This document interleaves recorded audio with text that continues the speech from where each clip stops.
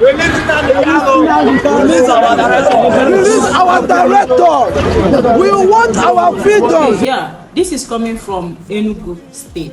Yeah, and according to the news, which you still listen to, that Enugu youths came out in their numbers protesting in Enugu for the release of NNAMDI KANU and for the total freedom of Biafrans from Nigeria. So I want you to listen to this video. I don't want to say much, please. As we told you, in Enugu State, the protesters gathered themselves again on major streets, chanting the same songs and calling for the release of their leaders allegedly detained by the Department of State Security, the DSS.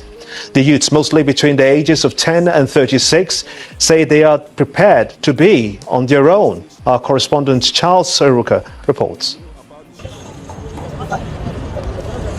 The normally placid streets of Enugu burst into intense activity for probably the wrong reasons. Release our director. We want our freedom. A small crowd of youths flying what they call the Biafran flag line the streets to lend their voice to the latest agitations for a separate entity and in defiance to police warnings. The armies and SACs and police came in that summit road. They shot tear gas at us, but we didn't run. They shot tear gas again and we didn't run. But when they look at it that we are gallant, that we are not afraid, they begin to shoot at us. So, and what we want to tell the Nigerian government is to release our leader. Because if they don't release our leader, we are telling you by the time we are going to do another mega protest. This one, you will know that this one is just a child's play. In response to the protesters' allegation that some of them were shot by security operatives, the Enugu State Police Command insists that the demonstrations have so far been peaceful and there's been no violence anywhere. All of a sudden, someone is seen, coming up, and in their large numbers. So in that case, what we will try to do is to manage the situation so that it does not degenerate into uncontrollable situation, because you might even try to, whatever thing you do might even meet resistance, and in that case you'll begin to talk about genocide, and we don't want to be identified with that. So we just carefully try to manage the situation and watch out for what we are looking for. It's most unlikely that any of the protesters experienced the events of the original Biafra, but their agitation for the resurrection of a best forgotten point in history has to be handled delicately but firmly before it gets out of hand. Charles Eruka for Channels Television News. And to look further into the agitation of the Biafra youths, let's now join Linda Higbe from our Abuja studio. Over to you now, Linda. Hello and welcome to Abuja. The Nigeria police says it is not finding the actions of the protesters calling for the actualization of the sovereign state of Biafra funny, as clearly the actions question the unity and sovereign entity of Nigeria.